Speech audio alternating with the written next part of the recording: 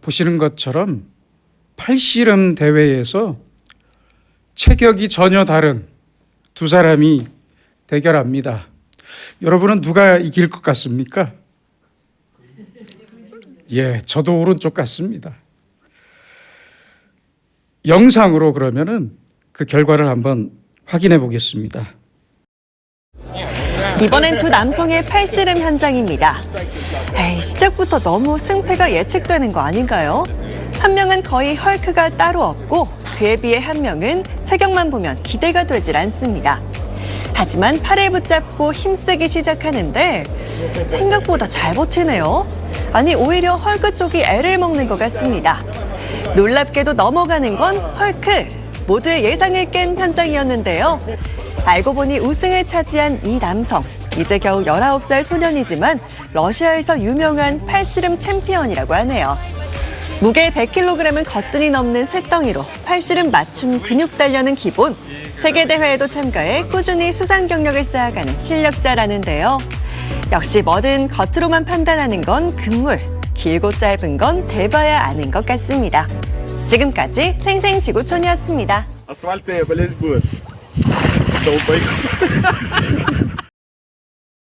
두 번째 영상에서 물의 깊이를 착각하고 몸을 던진 아저씨는 참 많이 아프셨을 것 같습니다. 그렇습니다. 내 눈에 보이는 것이 다가 아닙니다. 내 귀에 들리는 것도 다가 아니에요. 전부가 아닙니다. 인간이 귀로 들을 수 있는 가청 주파수는 20Hz에서 2만 Hz 사이인데요. 이것도 잘 듣는 사람 이야기지 보통은 한 50, 80 듣기도 어렵습니다. 그리고 만 이상 듣기도 어려워요. 저 같은 나이도.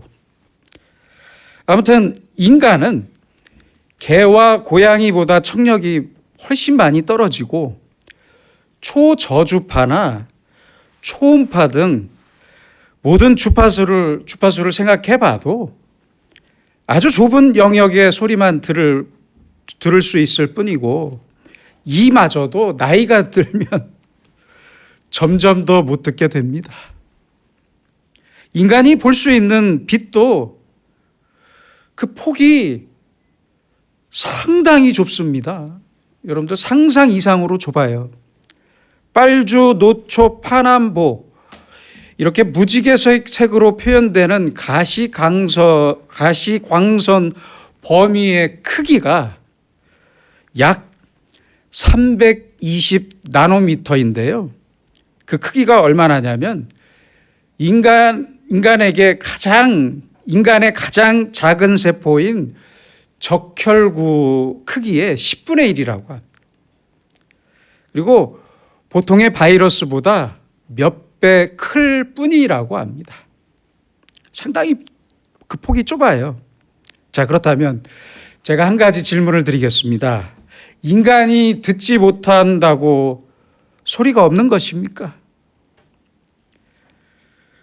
인간이 보지 못한다고 빛이 없는 것입니까? 내 귀에 들리지 않고 내 눈에 보이지 않고 내가 들을 수 없고 볼 수 없다고 없냐는 것입니다. 존재하지 않냐는 것입니다. 내가 듣는 소리가 소리의 전부가 아니고 내가 보는 것이 세상의 전부가 아닙니다. 우리는 볼 수 없지만 봐야 하고 들을 수 없지만 들어야 하는 것이 있습니다. 그래서 우리 그리스도인을 한마디로 말한다면 세상 사람들이 보지 못하는 것을 보고 듣지 못하는 음성을 들으며 사는 사람들입니다. 세상 사람들이 없다고 하는 하나님을 믿고 있잖아요. 그렇죠? 가보지 못한 천국을 가본 것처럼 믿고 삽니다. 그렇죠? 참 신기한 사람들이에요. 하나님께서 천지 만물과 인간을 창조하셨고 이 세상 역사 끝에 하나님의 무서운 심판이 있다는 것을 믿고 삽니다. 보이지 않는 하나님의 말씀대로 살면서 모순되고 죄악이 넘치는 세상에서 하나님이 구원하시는 손길을 느끼고 하나님의 역사와 섭리가 나와 함께 있음을 믿습니다. 마주치는 사람들과 사건들을 통해 내 마음에 들리는 하나님의 음성을 들으며 살고 그 음성에 겸손하고 진실하게 응답하며 사는 사람, 이 사람이 그리스도인입니다. 어떻습니까? 여러분은 지금 무엇을 보고 계시고 무엇을 들으며 살고 있습니까? 예수님과 제자들은 서로 보고 듣는 것이 달랐습니다. 분명히 달랐어요. 제자들은 장차 곧 수일 안에 예수님이 세우실 나라에서 함께 다스릴 화려한 자신의 자리를 보았지만 예수님은 십자가를 보셨고 무너질 예루살렘 성을 보시면서 눈물을 흘리셨습니다. 예수님은 제자들이 보지 못하는 것을 보셨고 제자들이 듣지 못하는 것을 들으셨기 때문입니다. 오늘 본문에서도 사도 바울은 성령의 탄식을 말씀하고 있습니다. 여러분, 나를 칭찬하는 소리는 잘 들으면서 나를 비판하는 소리에는 귀를 닫아버리고 TV나 스마트폰에서 울리는 세상의 소리는 그토록 잘 들으면서 성경의 목소리는 외면하고 내 주식이나 집값이 올라가는 소리는 잘 듣고 잘 보고 깨달으면서 내 양심의 소리는 외면한다면 성령의 탄식은 절대 들을 수 없습니다. 잊지 마세요. 성령의 탄식은 깨끗한 마음과 정결한 귀를 가진 사람이 들을 수 있습니다. 성령과 함께 느낄 수 있고 같은 뜻을 추구할 때 비로소 성령의 탄식을 들을 수 있습니다. 성령의 탄식이라는 이 표현은 바로 성령과 이 성령님과 그리스도인의 관계가 아주 대단히 인격적인 관계라는 것을 표현합니다. 뜻하고 있습니다. 그 사실을 아주 잘 말해주고 있는 것이에요. 성령은 그래서 언제나 인격적으로 역사하십니다. 인격적인 관계 안에서 역사하십니다. 잊지 마세요. 제발 잊지 마세요. 이 사실을 놓치면 금세 이단에 빠져버립니다.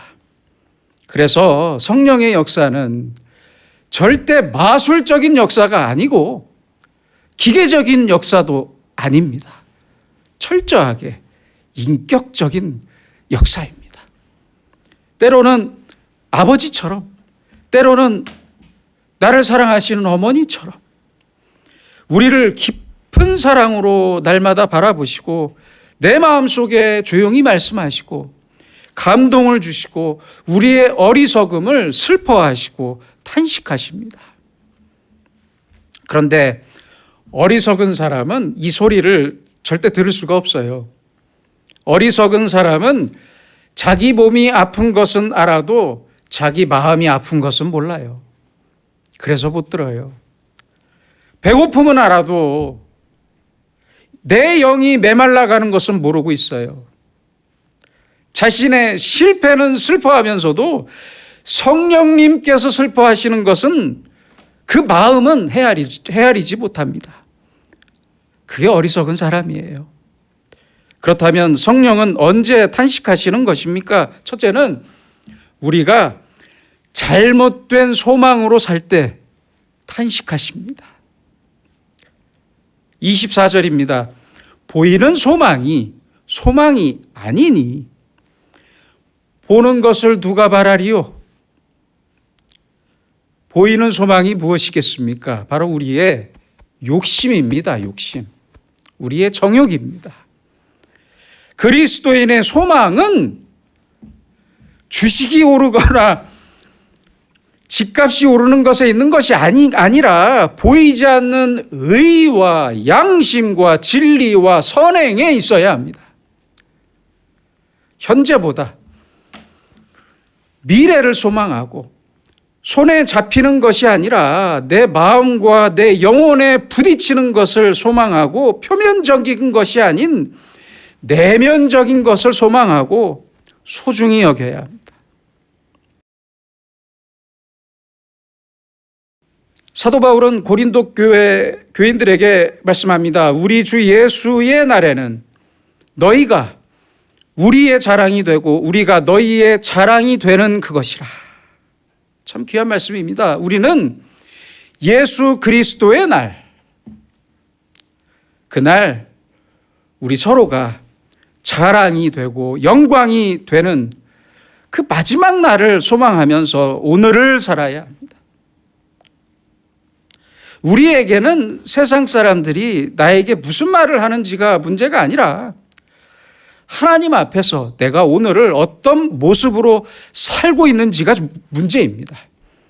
그것이 문제입니다. 어떻게 죽느냐의 문제보다 훨씬 더 중요한 것은 내가 죽어서 하나님 앞에 어떤 모습으로 서느냐가 중요한 것입니다. 그게 문제예요. 그렇잖아요. 적어도 그리스도인이라면 보이지 않는 것에 소망을 두고 하나님에게 소망을 둬야 합니다. 그런데 지금의 그리스도인들은 왜 이렇게 물질 만능주의에 빠져서 보이는 것과 없어질 것과 썩어질 것에 이렇게 소망을 두고 살아가는 것입니까? 안타깝습니다. 돈이 많으면 복이고 가난하면 저주입니까? 정말 그렇게 생각하십니까? 성공하면 복이고 실패하면 저주입니까? 건강하면 복이고 병들면 저주입니까? 아니 대체 성경 어디에 그런 말씀이 적혀 있습니까? 없습니다. 찾아보세요. 대체 언제까지 이 자본주의와 물질 우선주의에 젖어서 돈과 보이는 것에만 소망을 두고 살아야 하는 것입니까? 부끄러운 돈이 아니라 차라리 의로운 가난을 선택하겠습니다. 제 말이 아닙니다. 계속 들어보세요. 인간 같지 않은 추한 인생을 사느니 차라리 의롭게 세상을 떠나겠습니다. 예수님을 부인해야 살 수 있다면 차라리 지금 죽겠습니다. 누가 이렇게 말을 했을까요? 바로 이것은 떳떳하게 죽었던 순교자들이 외쳤던 말이었습니다. 그들의 소망이었습니다. 이것이 그들의 소망이었어요. 그런데 왜 지금의 그리스도인들은 영원하고 의로우신 하나님의 의는 내던져 버리고 내 양심까지 버리면서 물질적이고 순간적인 것들을 사랑하는 것입니까? 참 안타깝습니다.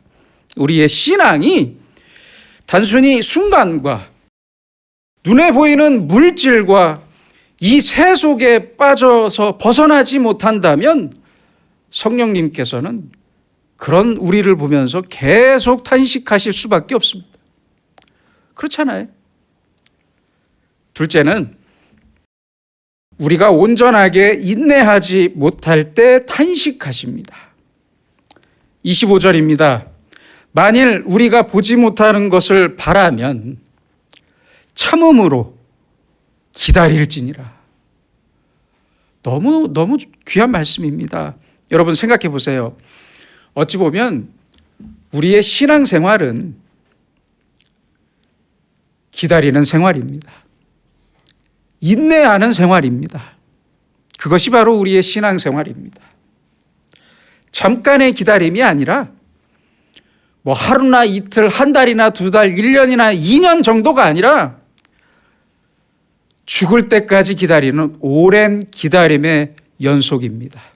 그것이 우리의 신앙생활입니다. 기도의 응답을 기다리고 하나님의 약속과 은혜와 위로를 기다리고 예수 그리스도의 재림을 기다리는 것이 바로 우리의 신앙생활입니다. 우리는 그토록 자식을 기다렸던 아브라함의 인내와 비를 기다렸던 노아의 인내를 잘 알고 있습니다. 패역한 이스라엘을 위해 기도했던 모세의 인내를 알고 고통으로 신음했던 욥의 인내도 알고 있습니다. 야고보서 5장 7절입니다. 형제들아, 주께서 강림하시기까지 길이 참으라. 길이 참으라. 보라, 농부가 땅에서 나는 귀한 열매를 바라고 길이 참아 이른 비와 늦은 비를 기다리나니 부지런히 수고하면서 저 가을의 열매를 기다리는 그 농부의 인내를 배워야 합니다. 이렇게 끝까지 참고 기다리며 인내하는 것이 바로 그리스도인의 신앙입니다. 그런데 왜 아직도 상황이 똑같습니까? 왜 변하지 않습니까? 라면서 불평하고 포기해버리고 섬김받지 못한다면서 섬기지 않고 세상이 악하다고 해서 나도 악해진다면 어떻게 우리가 인내할 줄 아는 신앙의 사람이라고 말할 수 있겠습니까? 그럴 수 없습니다. 우리는 예수님께서 재림하실 때까지 길이 참아야 합니다. 인내해야 합니다. 끝까지 인내해야 합니다. 참기로 했다면 끝까지 참아야 하고 죽을 때까지 참아야 합니다. 몇 년을 기다렸다면서 그 부부싸움 할 때 보면 그렇잖아요. 내가 너 때문에 몇 년을 참은 줄 알아? 내가 너를 몇 년을 참은 줄 알아? 뭐 이렇게 말하잖아요. 몇 년을 기다렸다면서 더 이상은 못 참겠다고 폭발하는 것은 참은 게 아니에요. 몇 년 동안 벼르고 벼른 거죠. 그렇잖아요. 그게 어떻게 참은 거예요? 그건 참은 게 아니라니까요. 벼른 거예요. 마음속에서. 우리의 인내는 언제까지예요? 예수님께서 재림하실 때까지입니다. 그때까지예요. 어디서 누구 앞에서 참았다고 자랑하지 마세요. 못해요. 처음의 믿음과 처음의 마음과 처음의 그 사랑으로 끝까지 인내합시다. 참읍시다. 길이 참읍시다. 불평과 불만 그리고 포기하고 싶은 마음이 들 때마다 이 말씀을 보세요. 하나님께서 에베소 교회를 책망하셨던 요한계시록 2장 4절의 말씀을 생각하세요. 너의 처음 사랑을 버렸노라. 너의 처음 사랑을 버렸느니라. 이 말씀을 하셨던 예수님 하나님께서는 얼마나 그 마음이 아프셨겠습니까? 하나님께서는 우리에게도 첫 믿음과 첫 사랑을 요구하십니다. 그렇게 우리에게 요구하신다면 여러분은 무엇을 보여드릴 수 있겠습니까? 깊이 생각하시기 바랍니다. 요한계시록 2장 10절에서도 말씀하십니다. 죽도록 충성하라. 그리하면 내가 생명의 관을 내게 주리라. 죽도록 충성하라는 말은 죽도록 성실하고 죽도록 헌신하면서 믿음을 버리지 말고 끝까지 진실하게 살라는 말씀입니다. 우리는 처음에 충성된 마음, 처음에 깨끗한 마음, 그 진실한 마음을 가지고 끝까지 인내해야 합니다. 왜 그렇게 남들이 알아주기를 바라면서 불평하고 원망하고 포기하는 것입니까? 그러지 마세요. 남들이 알아주든지 말든지 사랑으로 시작했으면 사랑으로 끝내고 믿음으로 시작했으면 믿음으로 끝내고 은혜로 시작했으면 은혜로 끝내고 바치기로 했으면 바치면 그만입니다. 참기로 했으면 찬송하면서 끝까지 참아야 합니다. 셋째는 기도하지 않거나 기도할 바를 모를 때 탄식하십니다. 26절입니다. 마땅히 기도할 바를 알지 못하나 오직 성령이 말할 수 없는 탄식으로 우리를 위하여 친히 간구하시느니라. 언제 읽어도 참 위로가 되는 말씀입니다. 우리는 잘못된 것을 위해 기도하면서 응답이 없다고 더 이상 기도하지 않을 때가 많습니다. 그렇잖아요? 기도를 또 안 하다 보니까 이제는 언제 기도했는지 기억도 잘 안 나요. 야고보서 4장 2절입니다. 너희가 얻지 못함은 구하지 아니하기 때문이요. 아주 명쾌하게 말씀합니다. 우리는 지금 무엇을 위해 기도하고 있습니까? 아니, 기도는 하고 계십니까? 기도는 하고 있습니까? 어려움에 빠지거나 실패했을 때 사람들은 세상과 이웃을 원망하거나 가족들을 원망합니다. 가족까지 원망해요. 그러나 그리스도인은 세상과 이웃과 가족에게서 내 실패의 이유를 찾지 말아야 합니다. 그렇지 마세요. 내가 실패했다면 내가 기도하지 않았기 때문입니다. 기도했더라도 잘못 기도했기 때문입니다. 그뿐입니다. 다른 데서 이유를 찾지 마세요. 기도로 시작했는지, 기도와 함께 일을 했는지, 기도로 일을 끝냈는지 날마다 돌아봐야 합니다. 사무엘은 사무엘상 12절 23절에서 이렇게 말씀했습니다. 나는 너희를 위하여 기도하기를 쉬는 죄를, 너희를 위하여 기도하기를 쉬는 죄를 여호와 앞에서 결단코 범하지 아니하겠다.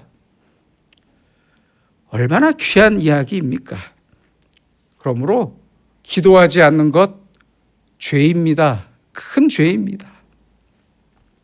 또한 무엇을 위해 기도해야 하는지를 반성해야 합니다. 야고보서 4장 3절입니다. 구하여도 받지 못함은 정욕으로 쓰려고 잘못 구하기 때문이라. 그래서 우리는 기도를 시작하고 마칠 때마다 내가 잘못 구한 것은 없는지 겸손하게 돌아봐야 합니다. 그냥 급하게 예수님의 이름으로 기도드립니다. 아멘 하지 마세요.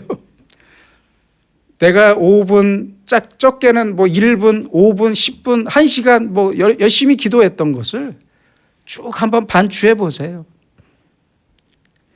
그래서 우리는 내 정욕이 내 기도의 제목이 되지 말아야 합니다. 내 소원이 잘못되지는 않았는지 항상 반성해야 합니다. 십자가를 앞둔 예수님께서는 이렇게 기도하셨습니다. 예수님께서도 이렇게 기도하셨어요. 잠깐 잘못 기도할 때도 있는 거예요. 누구나. 이 잔을 내게서 옮기시옵소서. 이렇게 기도하셨어요. 그러나 예수님께서는 바로 이어서 이렇게 기도하셨습니다. 그러나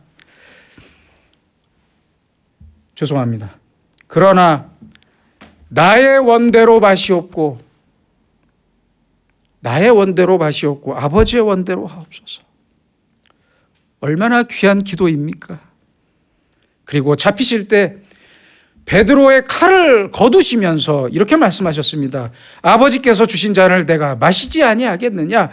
이 말씀을 하셨던 이유가 바로 아까 보셨던 나의 원대로 마시옵고 아버지의 원대로 하옵소서 이렇게 기도했기 때문입니다.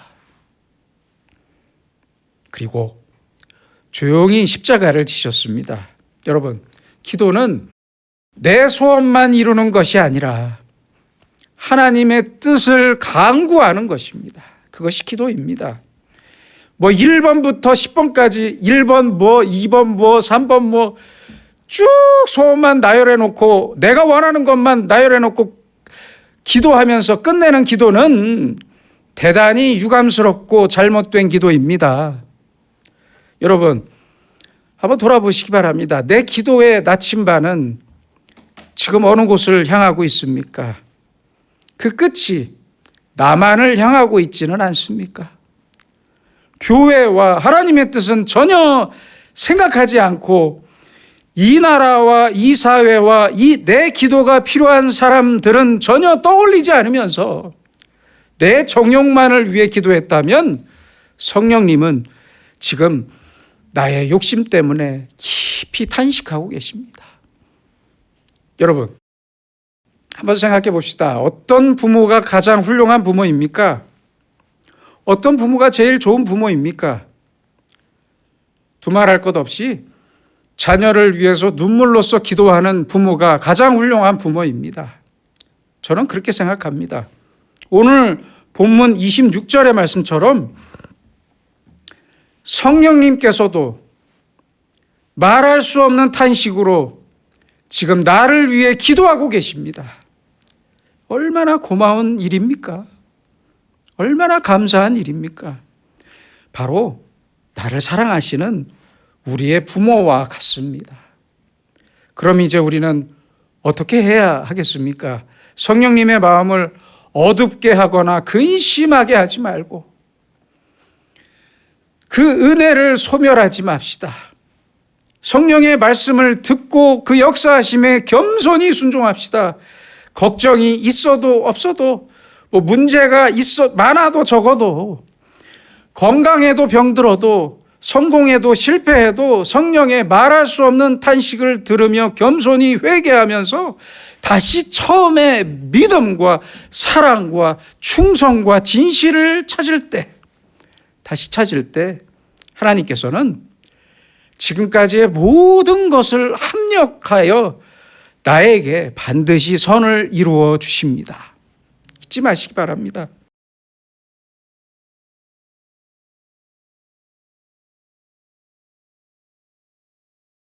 그리스에서 너무 가난해서요, 학교를 다니지 못해 자기 이름만 겨우 쓸 줄 아는 사람이 은행에서 경비원을 모집한다는 광고를 보고 응시했지만 떨어졌습니다.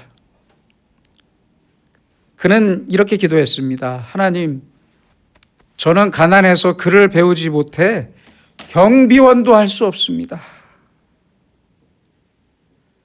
이제 제가 무엇을 해야 합니까? 제 길을 인도해 주세요. 통곡하면서 기도했다고 합니다.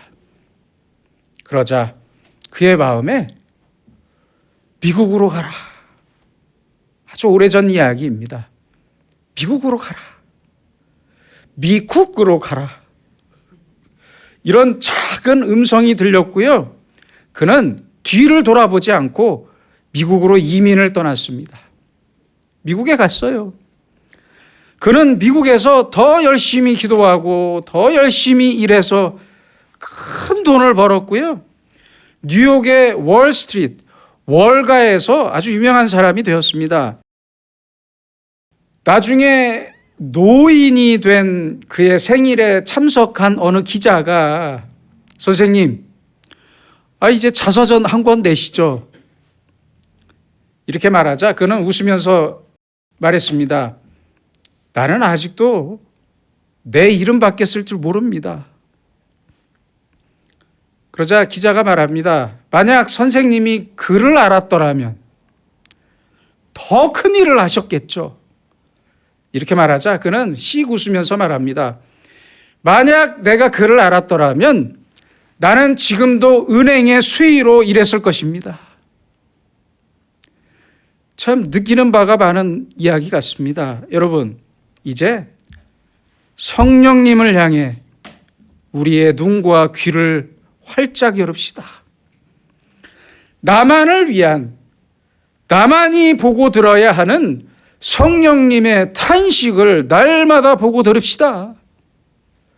하나님께서는 성령의 탄식을 듣고 겸손히 기도하며 인내하는 자에게 반드시 선을 이루십니다. 첫사랑과 첫 마음을 잃지 않기 위해 항상 기도하고 끝까지 인내하는 자에게 하나님께서는 기쁨을 주십니다. 하나님께서는 그 사람을 칭찬하시고 은혜를 베푸십니다. 바로 이러한 성령님의 은혜가 우리 모두에게 충만하게 임하시길 소망합니다. 기도하겠습니다.